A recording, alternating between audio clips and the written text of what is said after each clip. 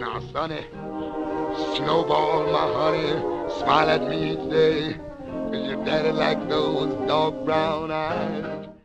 This is the route that Warren took on his way to the Westchester apartments, where he had his first major paper route operation. He would ride the N2 bus up here and then run a few blocks over to the Westchester. Warren's approach to being a paperboy was different. Part of it was his love of the news. It was more than just a business to him. But another part was his love of solitude. He said, I could be riding around on my bike and thinking. And that's what he liked to do. He would be thinking about different ways to make money.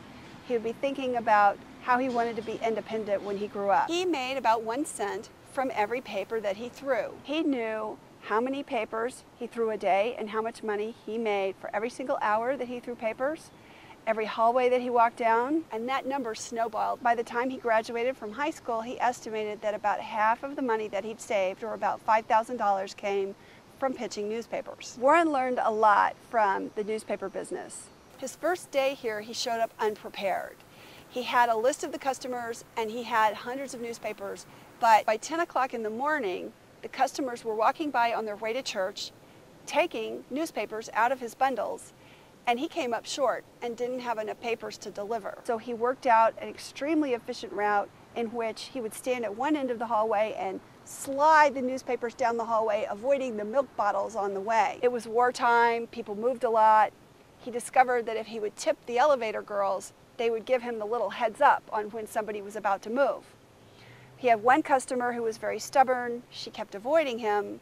He showed up at her doorstep at 6 o'clock in the morning with an envelope in his hand. She had to pay him when he confronted her face to face. So it toughened him up as a businessman, and it made him enterprising. Now, the Westchester was, as he put it, the creme de la creme in Washington. All these people that he refers to as biggies lived here. The Westchester was partly owned by Queen Wilhelmina of the Netherlands, and like Leon Henderson, who ran the Office of Price Administration, or Ovida Kalb-Hobby, who ran the Women's Army Corps. There were senators, there were congressmen. It was very prestigious. It had a cachet to it, and that was something that always did attract Warren, even from his youngest days. Now, sonny, Snowball, my honey, smile at me each day, 'cause your daddy like those dark brown eyes. You my only sweetheart, little chocolate ball. I'll eat you up someday. Now look at you, your hand and feet.